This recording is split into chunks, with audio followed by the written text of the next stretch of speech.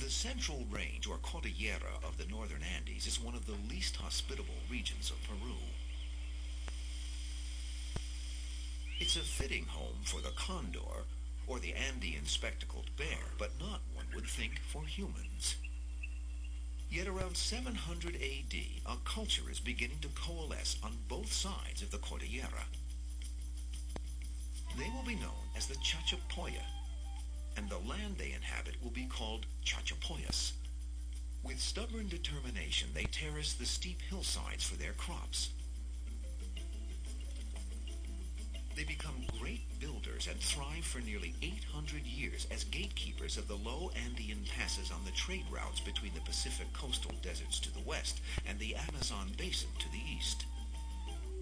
The signature of the Chachapoya is their architecture. Most of their buildings are circular with zigzag friezes. Although the region lacks granite boulders to facilitate monumental architecture, the enterprising Chachapoya, with millions of hand-hewn sandstone and limestone shingles, managed to build massive citadels. The Chachapoya revere their dead. They mummify their ancestors' bodies and wrap them in textiles for protection in the afterlife. To keep the mummy bundles from deteriorating, they entomb many of them in dry caves in overhung cliffs. We find buildings which are called tulpas, and they're very prominent. They're covered very often with red paint and pictographs. They're put there to draw attention to the fact that ancestors are mummified and have been laid to rest there. I'm sure that the mummies were placed on these places to look out on the territory, to guard the territory for future generations.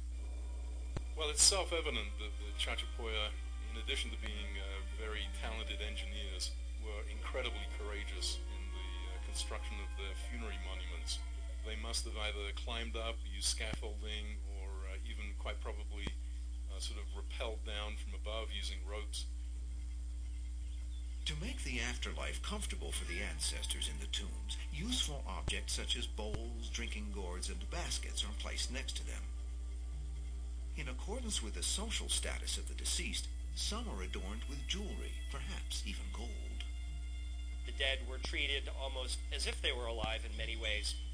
Served food, asked questions.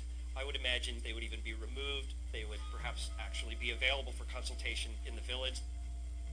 And in some cases, we know that mummified ancestors were still able to collect taxes and sort of had priesthoods that maintained their cult. Burial practices in the different regions of Chachapoyas vary. At Carajilla, the mummies are inserted within magnificent sarcophagi.